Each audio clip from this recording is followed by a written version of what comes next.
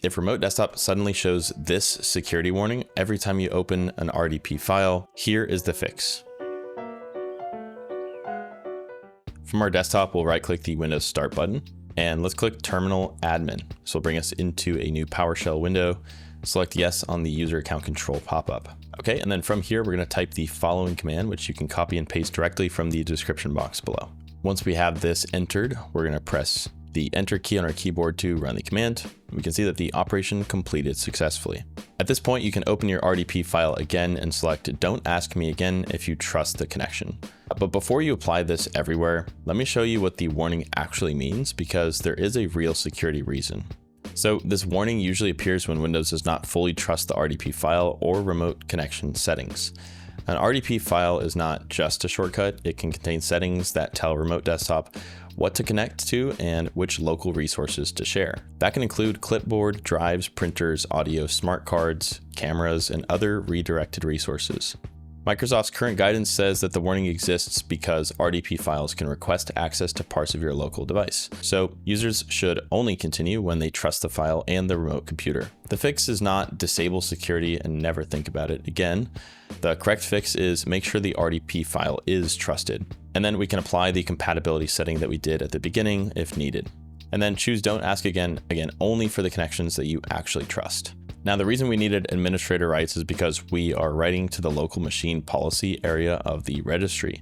So the command that we ran affects the remote desktop behavior for the computer, not just a single normal user setting. Now, you should see a message that the operation completed successfully. What this does is it adds a registry value under, and then that would be the directory that we specified here, which is HKLM software policies, Microsoft Windows, NT terminal services, and client. This adds a registry value to the directory, which we specified here, highlighted in blue.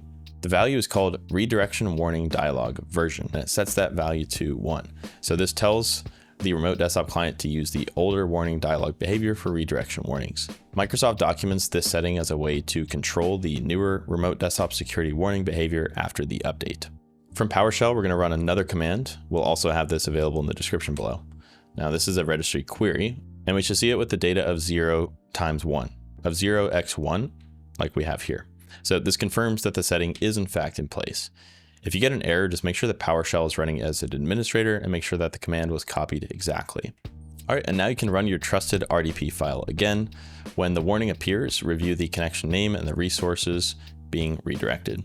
If this is a known RDP file from your own server, company, customer environment, or trusted admin setup, select Don't Ask Me Again, and then click Connect. And the warning should no longer appear repeatedly for that trusted connection. If this is an RDP file from an email, a download, a random website, or someone you do not trust, we highly recommend not checking that box. Instead, cancel and verify the file first. The last thing we actually wanted to show you guys how to do is undo the change. So we can use the PowerShell again to delete this value that we've added in our registry, which would revert everything back to before we started. Once again, you can find this in the description if you want to simply copy and paste it. Control V to paste, and I'll press Enter. And we can see again the operation completed successfully. After that, remote desktop will go back to the default behavior for your Windows build and update level. Okay, so a few common mistakes. First, do not run this command in a normal PowerShell window. Again, it needs administrator rights. Second, do not use this to blindly trust every RDP file. The warning exists because RDP files can redirect local resources. Third, make sure you are changing the setting on the client computer. This means the PC where you are opening the RDP file, not necessarily the remote server. And fourth, if you're in a managed business environment, policy may override the setting. That's not a Windows bug, that's your organization enforcing configuration. From an IT perspective, this is one of those changes where convenience and security meet. For a known internal RDP file that admins use every day, repeated warnings can slow people down and create confusion. For random RDP files from unknown sources, the warning is doing its job. So the right approach is not to disable every warning everywhere. The right approach is to understand what the file is doing, trust only known connections, and document the setting if you apply it across multiple systems. That's especially important for MSPs, server admins, and anyone managing remote desktop access for clients. So that's how to fix the remote desktop unknown connection warning and stop repeated prompts for your RDP files that you trust. All right, guys, that's going to do it for today's video. If you have any questions about any of the steps we covered, drop those in the comments below and we'll get back with you as soon as we can. If you're interested in purchasing Windows 10, Windows 11, remote desktop licenses, Microsoft Office, or a wide variety of other Microsoft software at a great price, be sure to check out Indigo software. We'll have those links down below. As our channel continues to grow, we're constantly looking for new video topic ideas.